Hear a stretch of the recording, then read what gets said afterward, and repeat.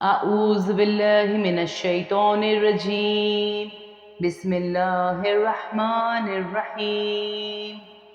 کتاب علم کے بیان میں صحیح بخاری حدیث نمبر 112 تا 113۔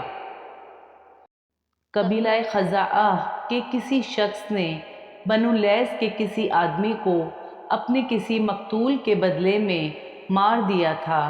یہ فتح مکہ والے سال کی بات ہے۔ رسول اللہ صلی اللہ علیہ وآلہ وسلم کو یہ خبر دی گئی۔ آپ نے اپنی اونٹنی پر سوار ہو کر خطبہ پڑھا اور فرمایا کہ اللہ نے مکہ سے قتل یا ہاتھی کو روک لیا۔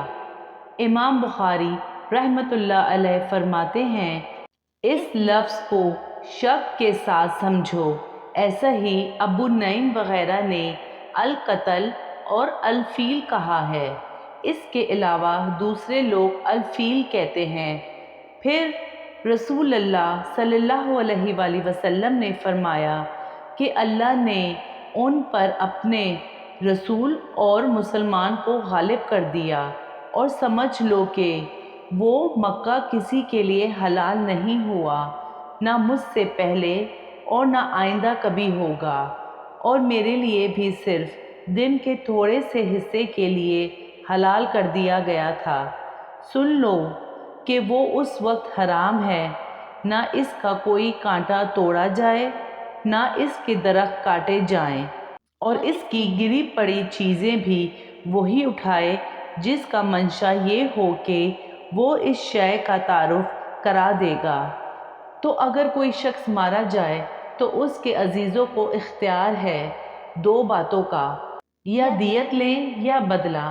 اتنے میں ایک یمنی آدمی ابو شاہ نامی آیا اور کہنے لگا، یہ مسائل میرے لیے لکھوا دیجئے۔ تب آپ نے فرمایا کہ ابو فلاں کے لیے یہ مسائل لکھ دو۔ تو ایک قریشی شخص نے کہا کہ یا رسول اللہ، مگر اذخر یعنی اذخر کاٹنے کی اجازت دے دیجئے، کیونکہ اسے ہم گھروں کی چھتوں پر ڈالتے ہیں یا مٹی ملا کر، اور اپنی قبروں میں بھی ڈالتے ہیں۔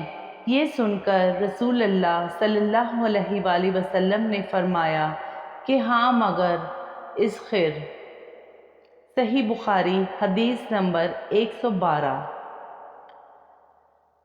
وہاب بن منبع کے بھائی کہتے ہیں کہ میں نے حضرت ابو ہریرہ رضی اللہ عنہ کو کہتے ہوئے سنا کہ رسول اللہ صلی اللہ علیہ وآلہ وسلم کے صحابہ میں عبداللہ بن عمرو رضی اللہ عنہما کے علاوہ مجھ سے زیادہ کوئی حدیث بیان کرنے والا نہیں تھا، مگر وہ لکھ لیا کرتے تھے اور میں لکھتا نہیں تھا۔